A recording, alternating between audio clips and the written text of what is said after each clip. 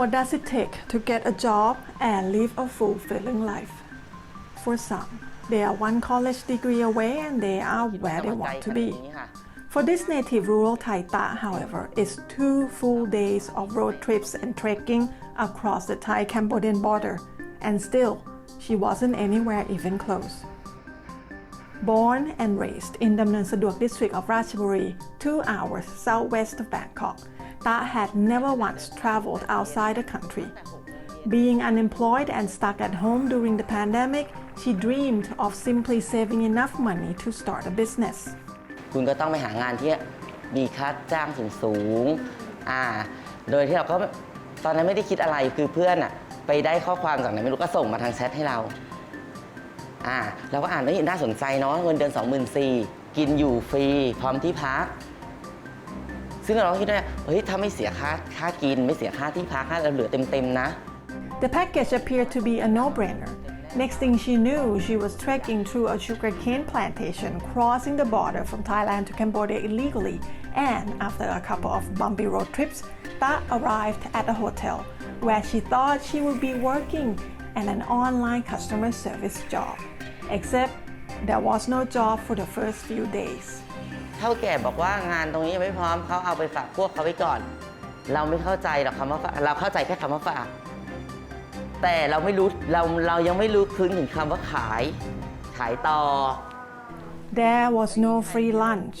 An online customer service job turned out to be a telefraud scheme.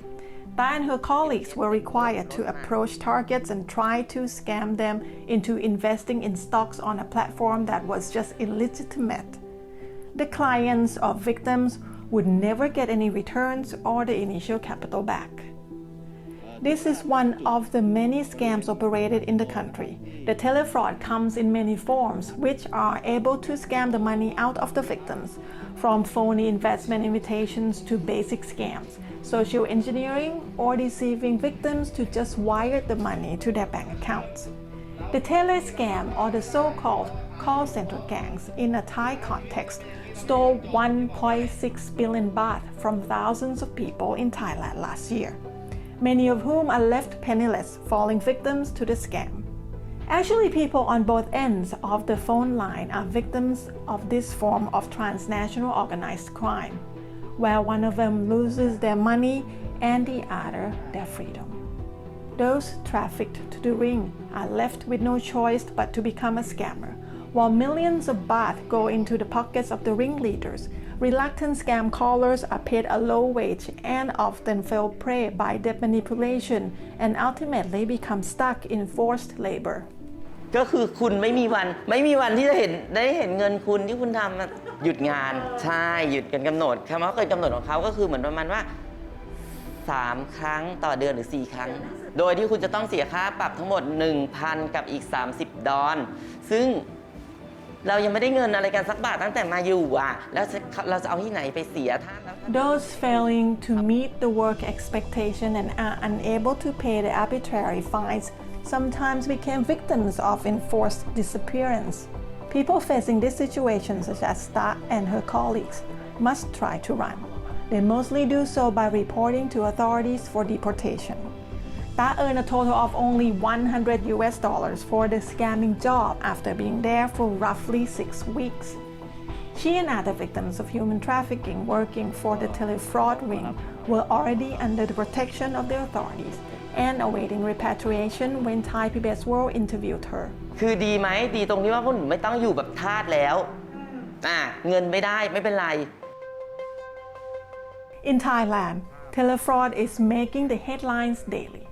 Sometimes it's sensational, with people coming up with creative ways to beat the scammers at their own game. Other times, it's more dramatic and serious when scammers gain millions of baht at the expense of someone somewhere. Thai police are attempting to tackle this type of crime, not only to prevent fraud, but also to rescue human trafficking victims.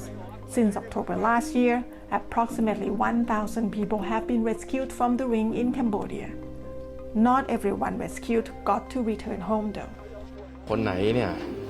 ที่ตั้งใจนะครับออกไปนอกราชอาณาจักรไปทำงานนอกราชอาณาจักรกับส่วนที่ ถูกหลอกไปนะครับต้องมาคัดแยกให้ชัดเจนนะครับในส่วนที่ตั้งใจไปนะครับเราก็ต้องดำเนินคดี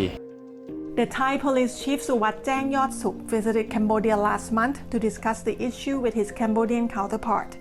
Both Thai and Cambodian police are currently collaborating to crack down all the tele-fraud rings involving Thai citizens, vowing to reduce them down to zero.